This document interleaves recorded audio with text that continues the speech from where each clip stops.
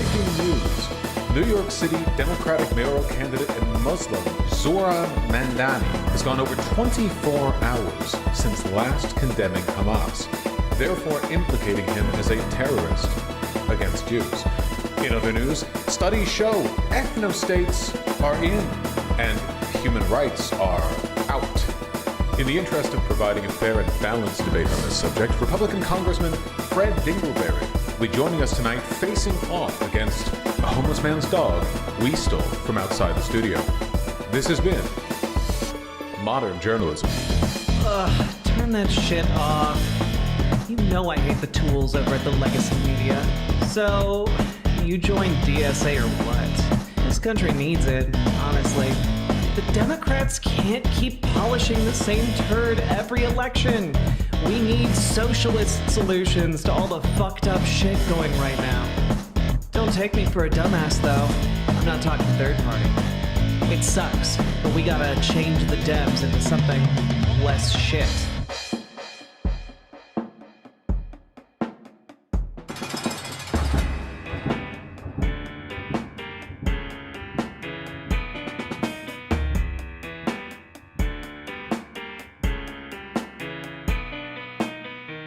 I had hoped that the white moderate would understand that law and order exists for the purpose of establishing justice, and that when they fail in this purpose, they become the dangerously structured dams that block the flow of social progress.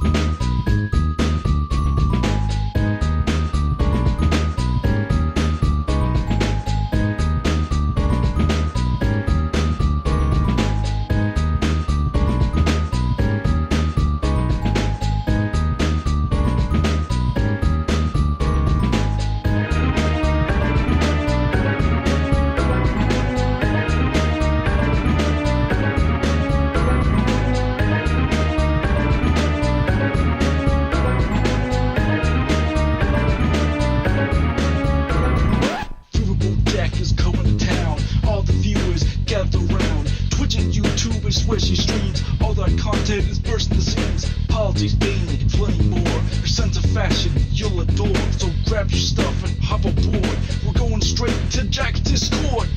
Viva Bojack, Viva Bojack, Viva Bojack, Viva Bojack, Viva Bojack, Viva Bojack, Viva Bojack, Viva Bojack. That's what I'm talking about. First time singing the songs for Riverboat Jack. Shout out. I don't know what I'm doing really, but I got passion. That's what it's about. It's all about passion.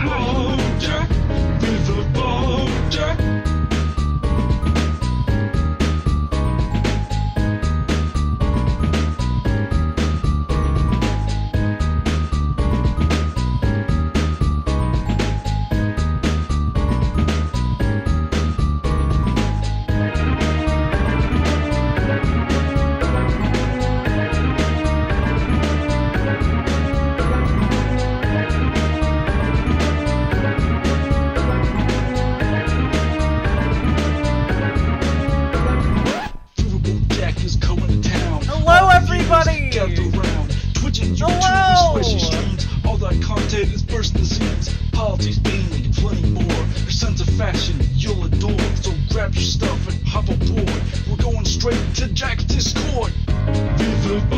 Hello, Celeste Player One. Hello, Uncle Simric. Hello, Max Danger. Hello, Corpus Queen. Hello, Fun Zone Show. Hello, welcome to your first stream. Hello, Music is. Hello, Jenny Ah. Hello, Webpage 101. Hello, German Cow JJ. Hello, Space Knight. Hello, Displacer Floof. Hello, May Fanny Longlegs.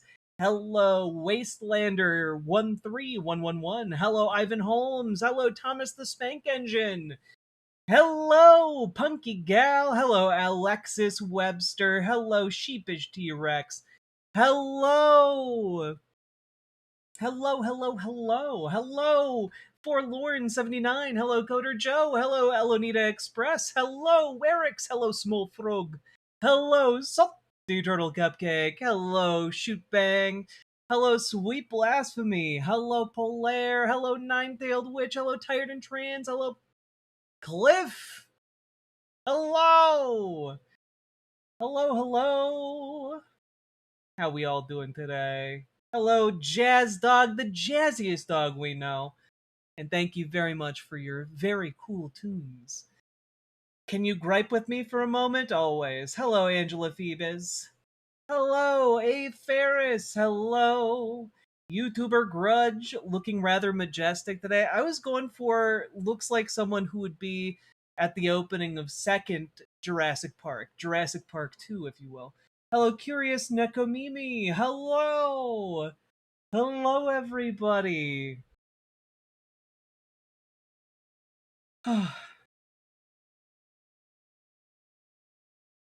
OMG, 6-7 viewers? Indeed. More likely than you might think. Jurassic World? No. Those movies didn't happen.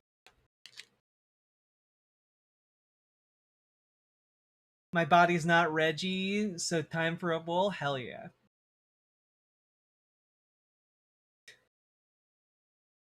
Did I spread the 6-7 virus? You know what? Hot take. 6-7 is just Gen Alpha's the game. That's it. All right? I just lost the game. I made you all lose the game. See? Look at that. That's your nostalgia hit for the day, everybody.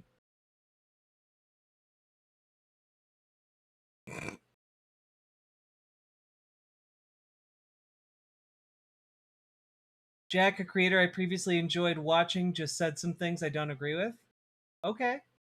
Also, just want to say, shout out to Super Fluke. Thank you for the $5 super chat. Oliver Larkin is great. Gives me hope for Florida. Hell yeah. I was not familiar with this game. Max Danger, thank you for the gifted membership. But Super Fluke, thank you for being the first person to support stream tonight. Very much appreciated. And you know what? That brings us up to our running total to 82. Getting closer to 500. Let's do this. Your hair is gloriously windblown. It's true, because my studio has no climate control, so I have 3 fans.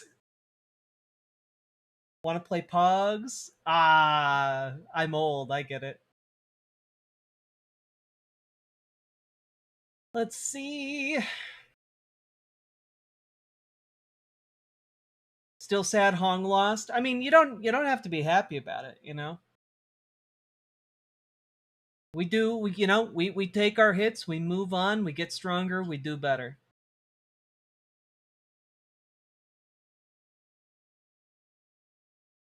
I'm a cisgender married female with a rainbow family who loves men, women, trans, and animals. Hell yeah.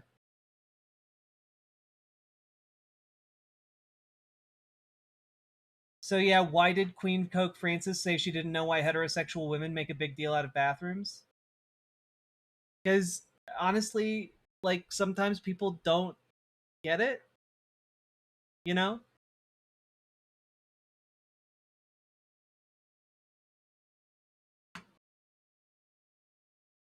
I'm gonna be honest, I also don't really get it. Like, it's a bathroom. It's not some sacred space. It's a place where people go to piss and shit and like touch up their makeup and maybe throw up. And it's just kind of like there's no magic force field around it. It's just social niceties. And like in my ideal world, we just like don't have gendered bathrooms and just have, bathrooms. Hello, it's me, Bingo. You did, but you still get a hello.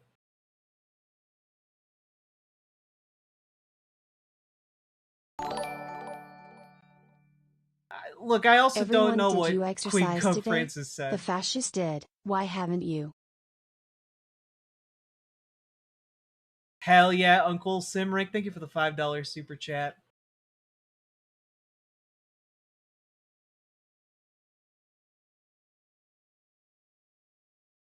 One second, I keep getting these little pop-ups. Stop it. Stop giving me pop-ups.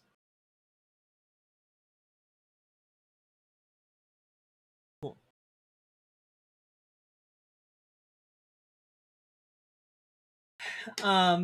Because we have to bleed pee poop and we like to decorate. Yeah, but I mean, like, I don't know. I have to sit down to pieces, but like, not. I don't get it.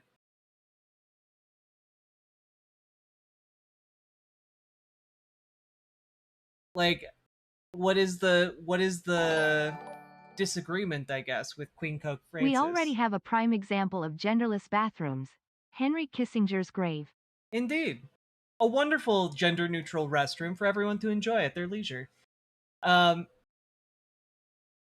I just don't understand why people don't understand.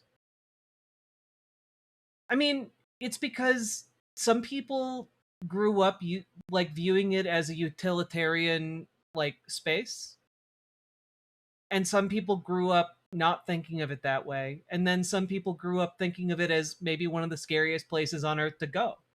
So like other people just have different perspectives, like I think like for example, I didn't grow up in a particularly cooking prone family, right? So my view of the kitchen growing up was not as like a particularly important place, you know? Um but as I've gotten older, I've come to appreciate cooking more and I've honed my cooking skills, and so I have a different view of the kitchen now. I view it as kind of like a almost sacred space where I get to make food for like my friends and family and like the people I care about, and like I want to get better at doing that. And like so I guess I just don't expect everyone else to view the kitchen in the same way that I do. And I guess it's similar to bathrooms. I don't expect everyone to have the same view of bathrooms that I do.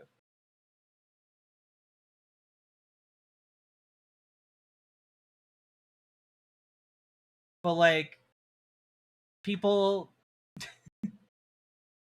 people pee and poop and piss and shit and all kinds of stuff.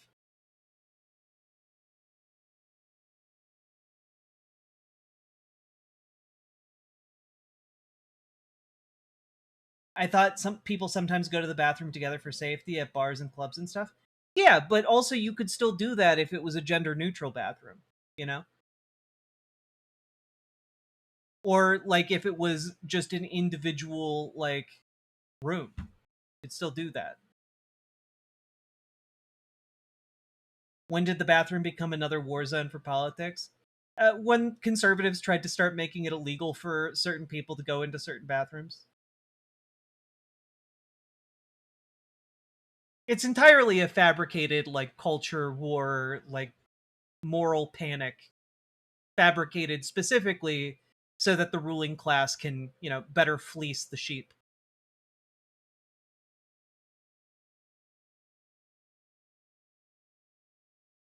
Yeah, I guess that, owl wise, that might also be exactly where I'm coming from. I've spent way too much time cleaning like men's toilets and women's toilets, and I gotta because when I worked at a Bible camp for a couple years, part of what you would do is you would go and clean. Like we didn't have cleaning staff. We were also the cleaning staff. So we went and cleaned toilets and like cleaned the bathrooms and the showers and all that stuff at the end of every week for, hundreds of campers. And so like I guess the mystery for me got utterly annihilated. The mystique got utterly annihilated by, the task of having to clean all that. I had to unclog toilets at a bagel bakery. Oh god. Yeah, I gotta say the worst time I had ever cleaning a bathroom, the camp had rented out to for like a gigantic barbecue weekend. I don't remember what the significance of it was. It was like a just but it was huge, and we had to clean the toilets after that, and we would live at the camp between the waves of campers, and because part of our pay was room and board. And was it porta potties? No, we had actual bathrooms. They were just old bathrooms built ages ago, and but that barbecue, man, it brought the biggest turds I've ever seen in my life out of some of the smallest women I've ever seen in my life.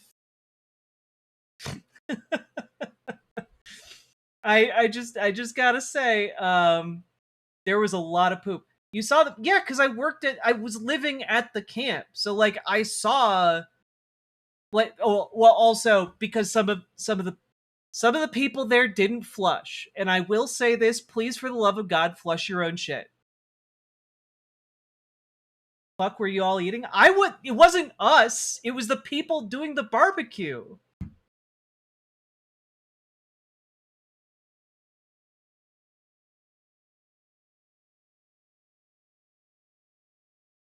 Yes, and please wipe and wash your hands, etc., etc., etc.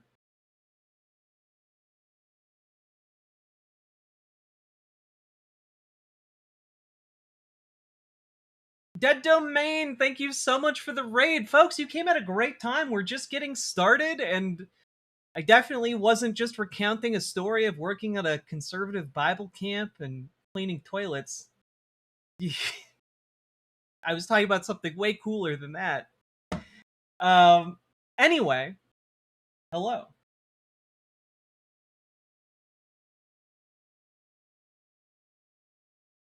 Dead Domain Raid, hello, Conjure Prairie Dogs. And for those of you who don't know who I am, my name's Riverboat Jack. I talk about the news and politics. We're going to have ourselves a wacky show tonight. Okay?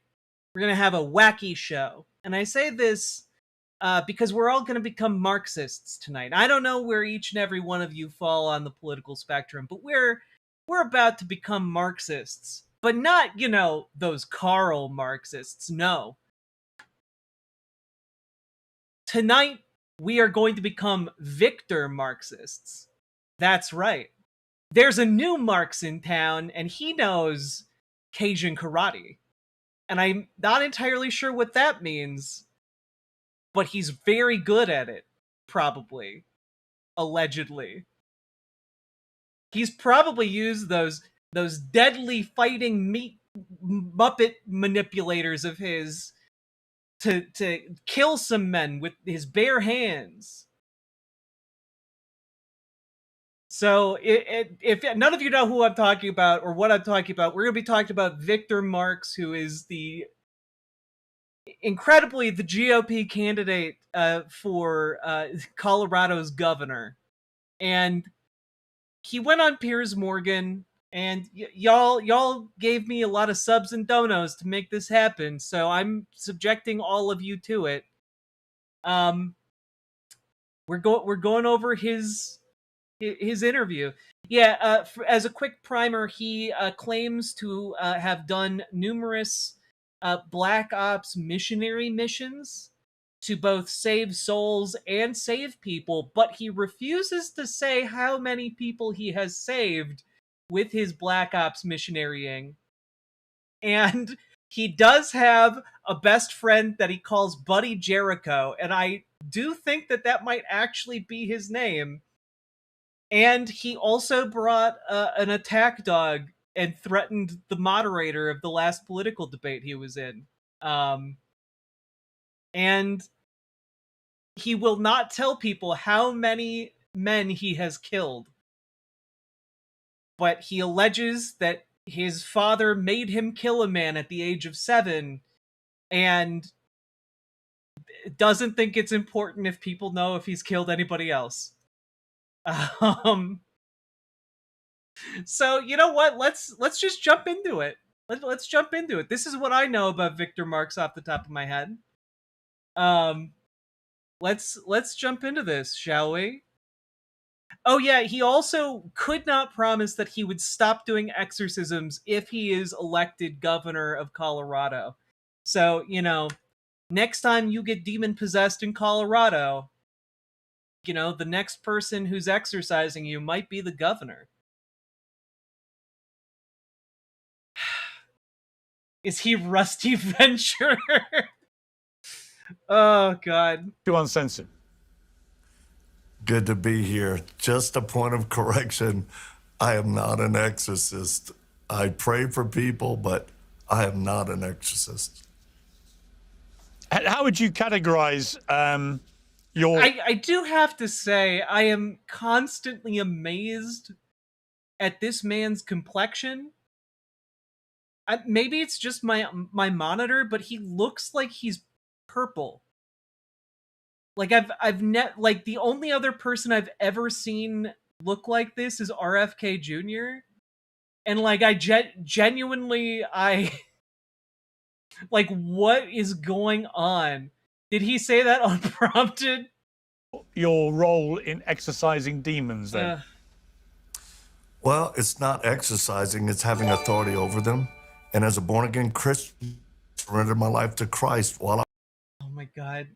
I don't exorcise them. I'm just, I just can do exorcisms if I need to. God.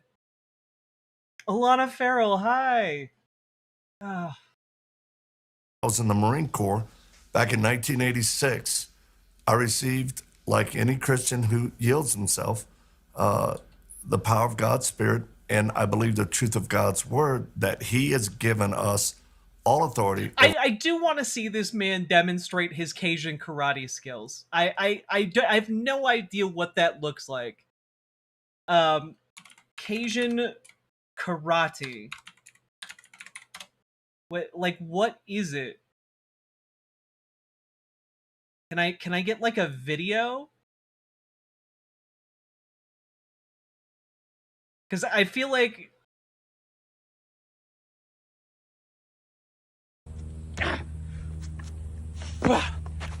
Cajun karate. It's actually a Louisiana thing. I don't know if y'all knew that, but this is not actually learned in a dojo. No, this is pretty much learned at a bar, a local bar, or at a family reunion like that. This has to be a bit, right? I genuinely can't tell. Y'all got black belts in karate? T-boy, we got black pots. People are like, what degree black belt you in? I'm like, partner, I'm in a 5th degree black pot, me. And I guarantee a lot of y'all familiar with that Cajun karate. What does that mean? This does feel like a hate crime. I think it's parody. This was genuinely like one of the top results when I Googled a video of Cajun karate. I'm not even kidding. It's Jeff Crothers, John Oliver, and this video. Cool. Cajun karate? Is this an episode of Ranma 1/2? I don't know. It feels like a bit, but this man professes to be a black belt in Cajun karate, so I thought maybe there'd be a video of him doing it, but okay. Also, Coder Joe, thank you for the 5 tier 1 subs. For the demonic. So I simply pray for people who have struggles. But like I've told other interviewers, you know, the catchphrase exorcist, a Catholic priest wouldn't call me an exorcist. I think they're the only ones that can carry that title. Okay, so it's just the technicality that you're not Catholic that prevents you from calling yourself an exorcist. Awesome. Awesome stuff. I love that we are like 2 seconds into this. He's already playing like semantic games because he knows being called an exorcist makes him look like a wacko. Well, I am a Catholic, so I mean, what you're purporting to be capable of doing is pretty similar to an exorcist. You know, what I thought would be interesting for the purposes of our viewers who don't know you, Victor Marx, is I don't think I've ever seen a candidate to be a governor. Your Cajun karate is no match for my Quebecois Aikido.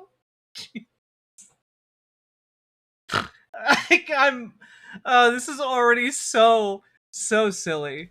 Who has so many extraordinary stories swirling around about him. And I thought in the interest of fair play, we'll just go through these stories and we'll try. Here that vid is hilarious. Super serious. It's how we fend off the gators in the Atchafalaya. I genuinely can't tell if you're like pulling my leg or not. I genuinely can't tell. I think I'm just gonna err on the side of I think y'all are messing with me. No, guys. Victor Marx didn't make up this martial art, okay? You guys are being really unfair to him. His dad made it up. Totally different, okay? He didn't make it up. His dad made it up. So it must be real. Establish it was passed down from Marx to Marx, all the way from Karl himself. Whether they're true or not. And on the particular point of the exorcism, for want of a better phrase, in a 2023 podcast... I keep hearing spicy karate law. You recounted a story where your dog apparently sensed a demonic presence near a swimming pool, prompting you to step in and cast out 5 demons from a woman. Is that true? I would say it's not characterized correct. What? I'm real sorry. You're gonna have to break that one down here. Your dog sensed demons when you were at the pool, and so you walked up to a random woman and cast 5 demons out of her. That sounds... I'm sorry. If I was that woman, that would be scary as fuck. But let me ask you this for context. Do you personally believe in evil as a Catholic? Sure. Okay. So I do believe animals can sense things in people or evil spirits. I do believe that. But I have a trained canine. How spicy is that Cajun karate? Does it at least have cayenne pepper? I mean, I have to imagine one of the signature moves is reaching into your pocket for, no one ever expects the cayenne sand attack. Who was tracking on a fella and a young lady across the way. I never stepped into the water, but I actually visited with them. I just walked over, started conversation, and it eventually led to me asking this young woman, hey, do you want prayer for anything? Because I pray for people all the time. And she actually... Number 1 rule for MAGA tribe: never back down, no matter how insane. I have to ask, is he about to say that this woman said, you know what, Victor Marx, I have 5 demons in me, please pray? She broke down in tears and said, yes, I really need prayer. So I prayed for her. Pocket cinnamon. And we do believe there were 5 demonic assignments against her. What? And when we were done, which was a short time, it's There's nothing. Okay, so he is saying he sat down and prayed with this woman, and she was like, "I got 5 demons in me. Please pray them out."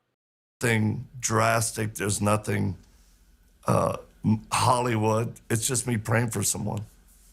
She felt relief, and that was great. And I went back to the other side of the pool with my dog. What's the name of your dog? Reagan. Reagan was our dog on that one. Yeah. And That makes a lot of sense. Reagan would be good at sniffing out demons, considering, the soul of Reagan is currently intimately familiar with them. she was with us. Which one, sorry? In Iraq. Her name is Reagan. She was with us in Syria and Iraq. Yeah. So named after Ronald Reagan? Yes, sir. You transed Reagan, huh? So I a served dog under President named Reagan after when I was Ronald in the Marine Reagan. Corps. Yeah. Okay, and I love Ronald Reagan, but just to be clear, your dog Reagan, named after President Ronald Reagan, alerted you to the presence of demons inside a woman by a swimming pool. You go over and you pray with her in a way that removes those demons from her. Am I understanding the story correctly? No, I would say my dog keyed on what I thought was the fella when my dog, because she's trained. Reagan's She's a middle name was Jelly What? Beans. She's trained? You demon trained this dog? That's nothing. I got 7 in my asterisk. No, Right now I am 12. stop. That's the max capic T, much like 5 Barbie dolls. It is much like 5 Barbie dolls, indeed. one dog, and when she keyed up with the low growl, I thought, what the heck? And because we're involved in counter trafficking, that's what I went over there for initially, to make sure that she was okay. And the fellow was uncomfortable with me, but when I asked her, is she okay, and that The fellow was uncomfortable with you, a strange man coming over to offer to pray demons out of the lady he was with. I can't imagine why. I prayed for people as I entered the conversation. Would she like to be prayed for? She started crying and said, absolutely. So that was the situation. And later, as I thought about it, I thought, I wonder if my dog picked up. Also, Paladin, we need a sequel where John Constantine runs for governor of Colorado. You have no idea how fast I would buy those comic books. That this woman was oppressed by evil. I mean, it's a pretty extraordinary thing, and then a pretty extraordinary power that you appear to think you have. And it is, with all due respect, that is exorcism, what you're talking about. So why would you quibble with the characterization that you're an exorcist? If you're going around removing demons from people, you're an exorcist, aren't you? Well, I think it's semantic. Yeah, it is semantic. But also, I am wondering if Victor Marx, because I don't know much about his background other than he is, obviously evangelical Christian. I'm wondering if he's one of those types of evangelical Christians who are like, Catholics are of the devil because they pray to saints and Mary and not Jesus. I am wondering if the reason he can't call himself an exorcist is because he hates Catholics. That is a valid question to have here. But in the way of removing demons from inside of a person, I don't do that. I deal with people who are oppressed, and there's a significant difference. Someone who has a demon inside of them.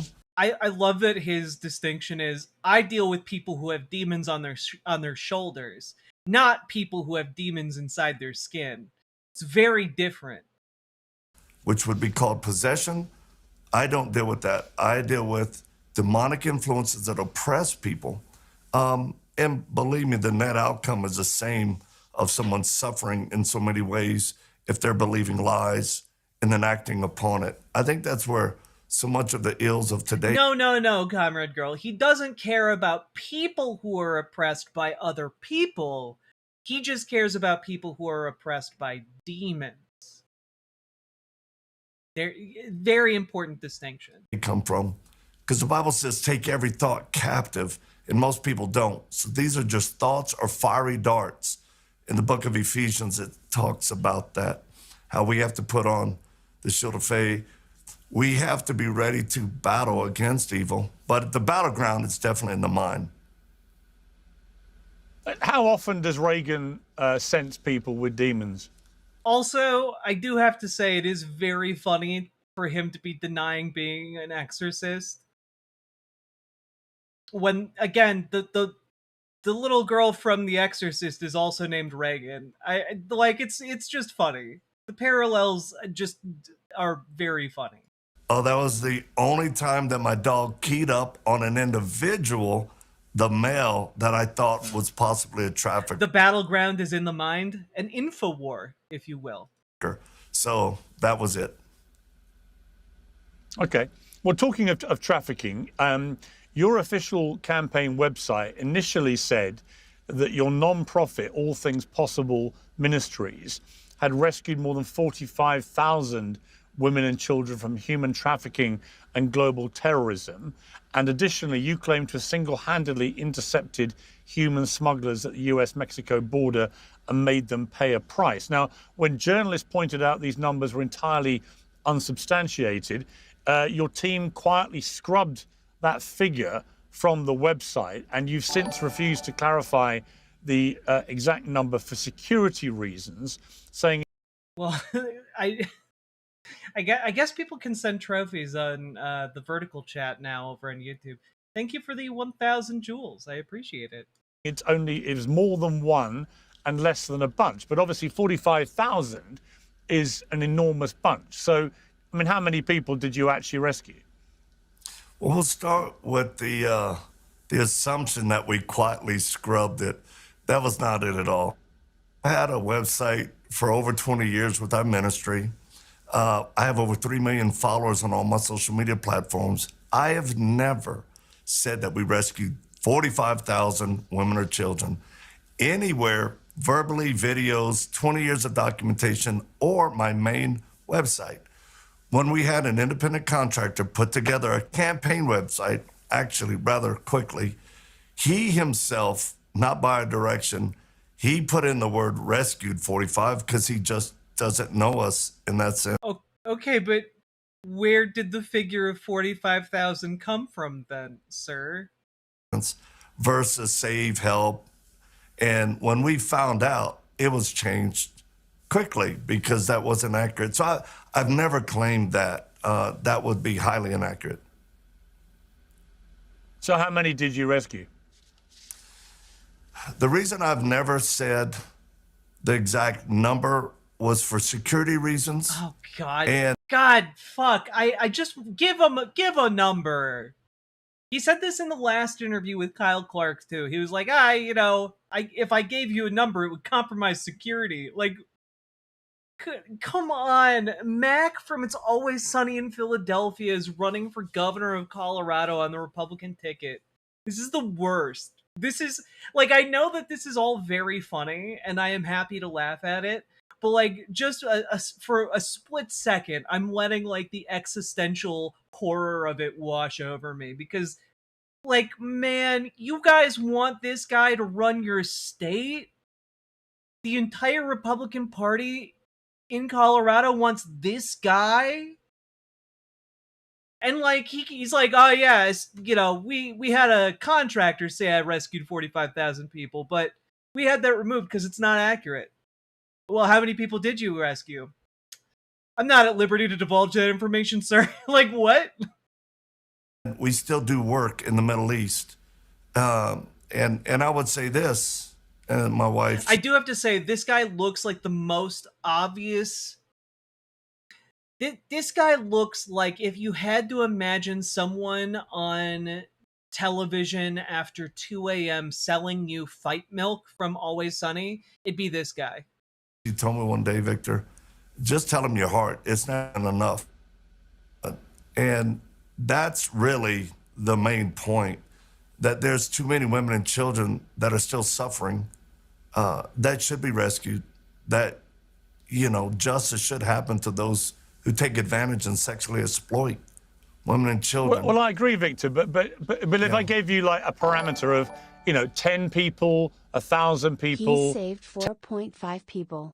Don't ask how I got that figure. Indeed. God. It was a magician's trick that went horribly wrong. Lavender Dragon, thank you for jumping over to the Riverboat site. Appreciate it. 10,000 people, 45,000 people. How many are we talking in terms of the broad area? Well, I would say this.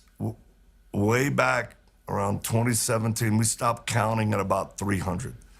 And we never brought that number higher. Been the higher, and including threats from ISIS. And again, this is documented. We have generals in the Iraqi army. We've got generals in the Pentagon. We have people that understand our work. You've got generals in the Iraqi army? What? Care to elaborate on that? Former Delta operators, former SEAL Team 6 guys. But just for clarification, rest doesn't mean I'm rappelling upside down from a Black Hawk with a K-bar in my mouth like Rambo. It's facilitating, it's working with teams. Sometimes it's a 6-month plan. Just like the last one that my wife and I actually did personally were involved in, rescuing a girl who had been held captive for 9 years in Syria. And she had 2 boys that were products of being raped by ISIS. And we rescued all 3. It's documented. But it's documented. Where can we see the documentation on this? Please. No specifics, just generals. I see. But yeah, the people Victor Mark saved go to another school. I'm open to scrutiny because I'm running for office, but I would hope people would understand that we still do the work. We're still helping those who are struggling. I think people are just trying to get to the. I think people are just trying to. Yeah, look. I think people are just trying to get to the cold, hard, factual reality behind some of the claims, because, as you say, an independent outside body appears to have come up with this figure out of nowhere. But just to be clear, that 45,000 figure is nonsense, right? Oh, it is. We've never said that. Okay. I want to move to. He gets like such a glassy smile on his face. Like he looks like he's just projecting himself out of his body, to fight demons. Petrazi, thank you for the membership. Akumi, thank you for the $5 dono. This story about you calling in a military airstrike as a civilian, you assert that during your time working as a self-styled high-risk humanitarian in conflict zones, you personally called in a U.S. military airstrike that killed 70 ISIS fighters. Is that right? Well, you're probably getting your talking points from someone who reported on this, who actually... Oh, is he going to be salty about Kyle Clark? ...is not factual. So I never said that I've called in a U.S. airstrike. What I will share, and it's, again, this is... He hates Kyle Clark so much. Colorado's top newsman. It's the simple factual truth. Of the areas that we would work in as teams, oftentimes in advance of other operations. I'm no fan of Piers Morgan, but Mr. Spicy Karate is so bad that Piers comes across in a positive light. Jesus. Well, this is kind of like that time Ben Shapiro was interviewed by I forget what his name was, but a very conservative UK journalist, and like journalists in the UK suck, but in a very different way from how US mainstream media journalists suck. And journalists in the UK, Andrew Neil, thank you, Comrade Girl, because they'll ask actual questions that real people would want to know the follow-ups. And Piers Morgan can do that. He can apply himself when it matters, but most mainstream journalists in the US just don't do that. And when you put up a guy who's full of shit against even a halfway awake UK journo, even if he's like a conservative one, like you can still get ripped apart. And that's kind of what's happening here. Teams, we were able to give actionable intelligence to the coalition forces in northern Iraq of where the enemy was, and sometimes great specifics and detail. We would give that information. We would let them know that air support would help. A friend of mine, Dave Eubank, he talks about calling in air support for smoke when he rescued a little girl named Dumar. For us, we definitely gave information, again, to coalition, not U.S. Air Force, but coalition forces that was intel, and there were times they acted upon it, and bad people, got their feelings hurt, which is fine by me. So just to be clear, you've never. By the way, he does have a way of saying bad people got their feelings hurt as a euphemism for getting like killed. Claimed that you called in an airstrike that killed 70 ISIS fighters. I've never claimed that I called in a U.S. airstrike. I passed on actionable intel of where ISIS fighters were, and then they responded on their own. And look, people who've done work overseas, specialized asymmetrical warfare, understand that civilians can call in or pass on information, and oftentimes airstrikes or air support, it happens. So it's not that big of a deal, but it's not me sitting on a hill. Yeah, it's not you sitting on a hill, but it is you passing on information to get people blown up. That is what you are alleging happened. As a forward observer, they don't call airstrikes on, we heard it from a guy. Nah, but we didn't hear it from just any guy. We heard it from a Cajun karate master. Calling in an airstrike, it's not like that. Okay. Now, you've repeatedly claimed that when you were 3 years old, you were forced by your abusive stepfather to behead a cat and then wear the dead cat's body on your head. There seems to be no external evidence to support this, and many people have pointed out, how does a 3-year-old child behead a cat? They wouldn't have the physical strength to do that. Did that actually happen, Victor? Well, if you're asking me if I'm a liar, the answer is no. And the reality is, as a child, it was a horrible season of my life as a kid and the abuse that I suffered. Yeah, he alleges quite a bit of extreme abuse from his father. The cat, I had only shared that publicly a couple of times because it's so severe. But I did share it on the Sean Ryan show. It was the number 83 episode. Millions listened to it, and the purpose is I was willing to share everything I could remember and what I'd gone through therapy for in order to help those who had struggled.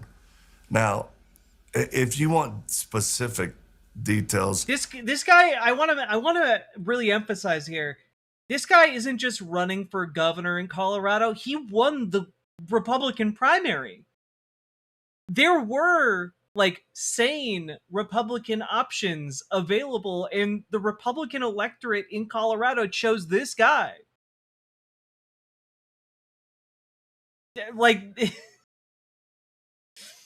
He won.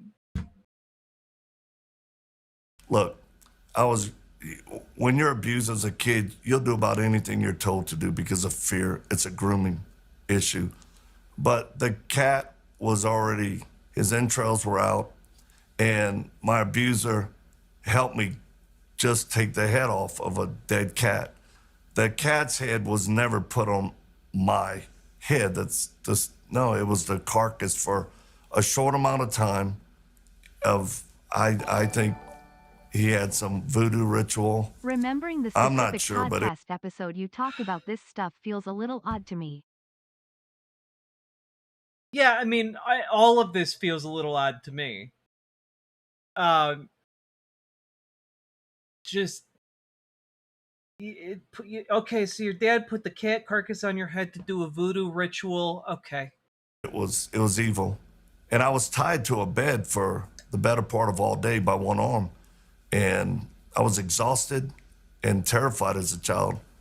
And later, he let me rinse off in the shower. I don't do. I have never said that to be sensationalized. I mean, I'm in my 60 years old.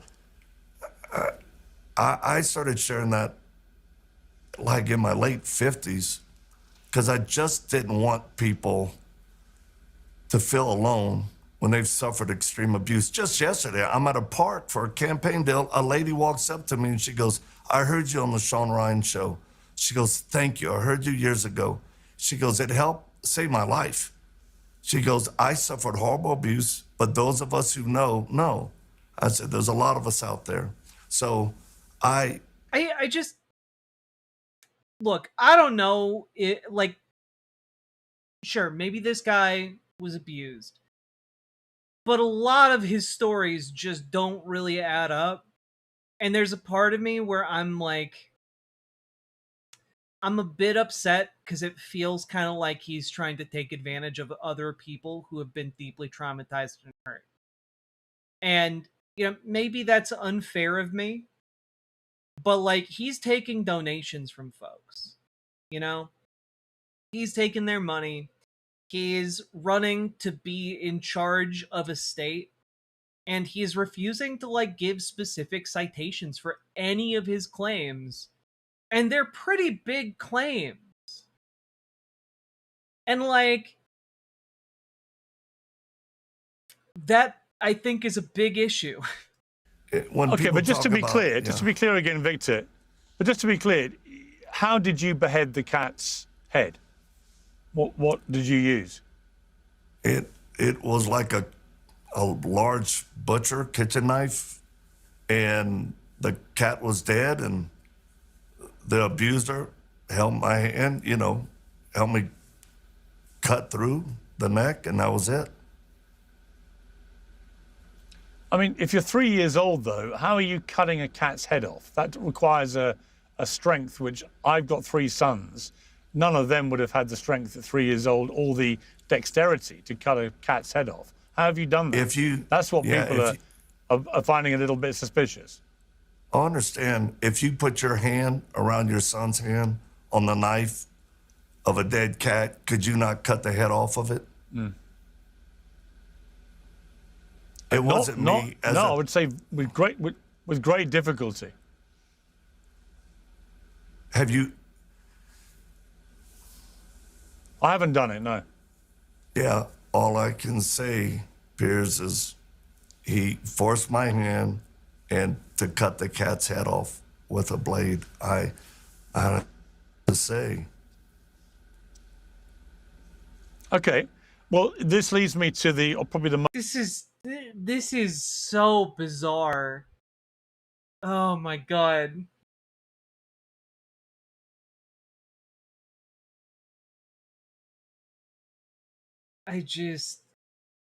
My brain is going question mark this entire time. Yeah. The best tool in any UK interviewer is just awkward silence, most contentious story, which is that when you were 7, the same abusive stepfather forced you to kill a man. Now, local law enforcement and sheriffs in the Mississippi area where this event apparently took place have said there are no records, police reports, or unsolved homicides matching your account from that time period. So just to be clear, what exactly do you say happened here? Who was the man? How did you kill him? Well, I didn't murder anyone because I was a 7-year-old who was forced to shoot a person. My stepfather, again, holding my hand around a pistol to a man who was handcuffed and on his knees, put his finger over the trigger and pushed it until the man was shot. I don't know who he was. Best I can remember, he looked like a homeless fella. This was never, I never said anything. 40 years later. And out of just a horrible conscience, I contacted. What? I'm sorry. It took you 40 years? Dog, what? Like, I understand, like, maybe it takes you some time, but, like, what? Like, none of... There's no evidence to support this whatsoever. To the local sheriff department, and they said, where was the home? I said, I don't know. It was at night. I think the first story was also he is alleging his stepfather made him kill a cat. When he brought me there, who was the person? I don't know.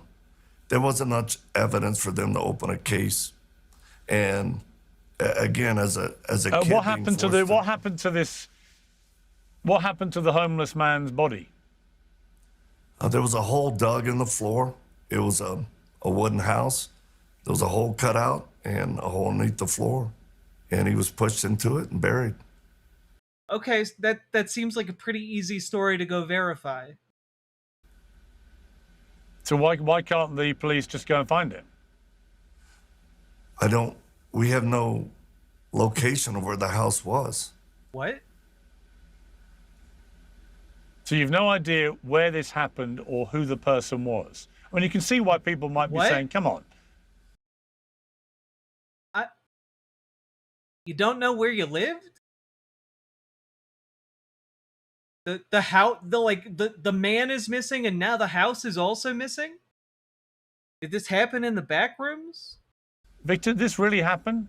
I mean, let me put it to you a different scenario, which is, and I don't want you to be offended by this, I'm just putting it to you because I know it's something that can be a phenomenon, where people, you said that these revelations have come out very later in your life.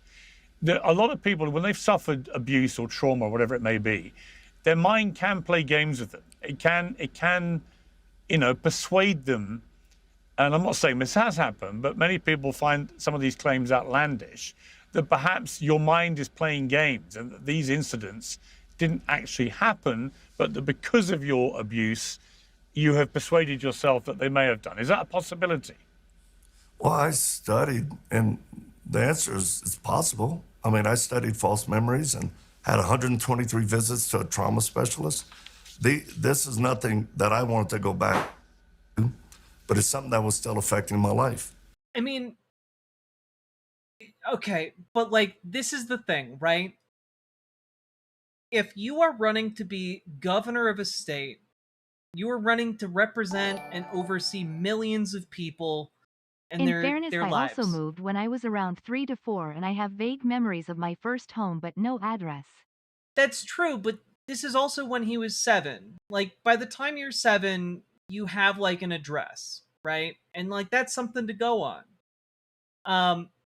But also, if you are sitting here being like, yeah, it is possible that these very extreme claims that I'm making, that I only started making when I was like 40 or 50 years old,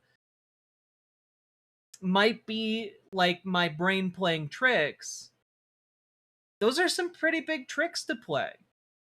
Especially when you are being, like, when you are in the running for one of the most, like, influential roles in our government.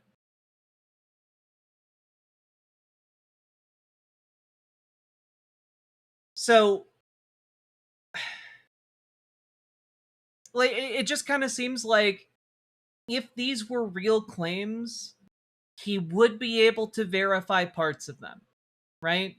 He would be able to verify, his original home address. Maybe they could use that to then go track down wherever this cabin was, if it was a secondary location, and try and find this guy's body. Because, like, that seems like it'd be pretty important. Like, finding the human remains and solving, like, a decades-old cold case. Like, all of that seems like it would be meaningful and important. But he doesn't seem to be at all interested in doing that. And you know, we live in a very evil world. Kids are abused, murdered. Kids are made to do horrible things. This is what taught me as a victim not to be defined by what happened to me, but actually to use this as a compulsion and for compassion for people who struggle, both children and adults. Yeah, but you can do that. You can use, you know, your trauma to like build compassion in that way, but that's not what's happening here. You're running to be governor of Colorado. You're not doing that to build compassion for traumatized children. Adults. That's why I started helping those. I live in Mississippi. Should I look into it? If you want to, if you you could verify his story. You could find the body under the floorboards. You could like maybe help some other family out there who lost someone they love allegedly to like learn what happened to their loved one. Who have.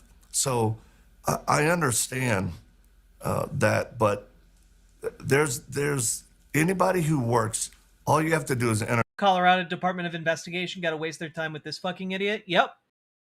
I think it'd be a worthwhile use of resources to verify the claims of someone who's trying to be governor of Colorado. Interview a forensic investigator in child sexual abuse cases to understand what we're speaking about me. It may be rare to the audience listening. It's not rare in the sphere of the way kids are abused or murdered or have to see things. I worked with kids who were incarcerated, and the horrible things they went through, people wouldn't, if I wrote a book, I've got 6,000 letters here at our office. If people understood how horrible things are, I mean, you talk about the Epstein files. I mean, obviously, what you're describing is absolutely horrific. Just, you know, there are people who, you've made a very clear statement to me in this interview that you don't tell lies. And what your critics say about your veracity and your credibility is that even a simple thing like a political poll, for example. So 7 weeks before the June primary, your campaign issued a press release claiming a public poll showed you dominating the GOP race with a 44-point lead, 59% to 15%. Now, in reality, that poll was funded by your own political action committee, and in the end, you won the primary by just 0.5%, 2,500 votes. So clearly, the statement put out based on your own poll by your own campaign was, as we would say in the UK, a load of old baloney, wasn't it?